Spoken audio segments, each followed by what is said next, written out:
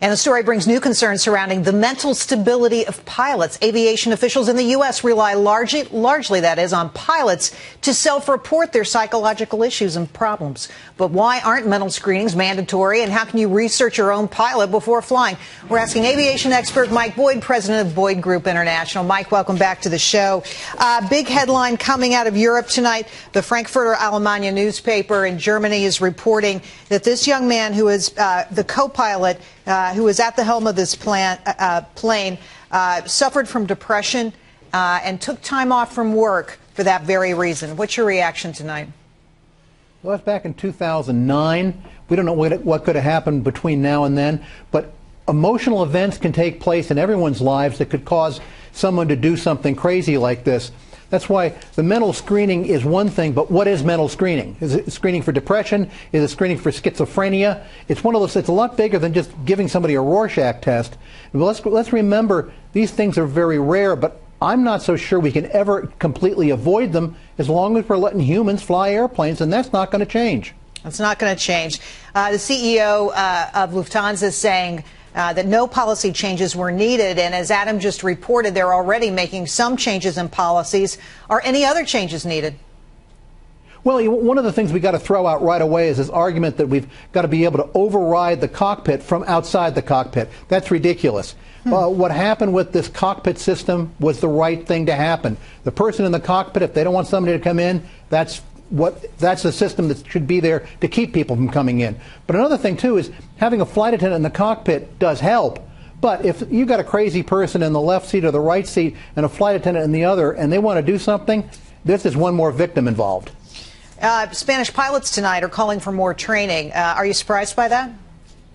No, I mean, pilots are the first. And when these things happen, you can depend upon the pilots' unions to be the first ones to drop the dime and say, we need better. You know, they're the leaders in this. So that would certainly make sense to me. And again, that's reassuring. But I think overall, I'm not so sure if we can fix this kind of a problem. You know, I think you stand a greater chance of getting hurt backing out of your driveway than you do on a plane, even with the events that have happened over this week. It's certainly safer to be in a plane, but I have to tell you, when you look at airline safety rankings these days, it's not a pretty picture. The 2014 safety of people on airlines, the worst in a few years. You look at the JDEC rankings, Lufthansa ranks number 12 on that list, and there's not even a U.S. airline operator until you get to number 9, and that's JetBlue. What do you make of that? Well, you know, statistics are statistics, but the reality is, like, for example, last year, we had a very bad record of people dying because a Malaysian airplane disappeared, and it could have been for the same reason this one went down, and yet another airplane shot down. So overall, when you really look at the safety in the air, can always be better. But right now, I'd rather be flying than driving my car down the interstate in I-95. I want you to respond to something that one of our guests today in Varney's show early in the day had to say about this issue of should the rules be changed. Listen to this.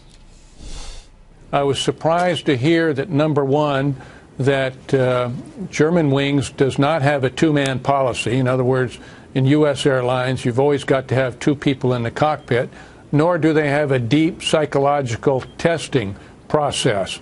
Whether it's politically correct or whatever it is, I'm sure it's going to change very quickly, but you can see why it's very important as we understand what really happened, why it's important that you do have these psychological tests.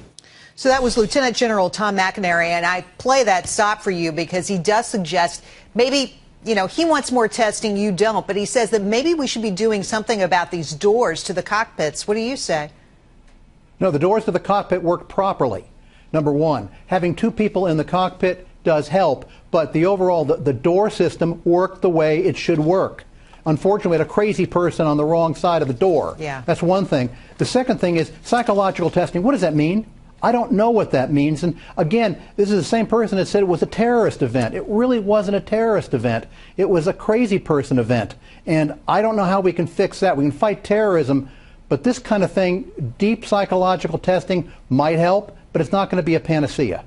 Mike Boyd, thank you for coming on the show tonight.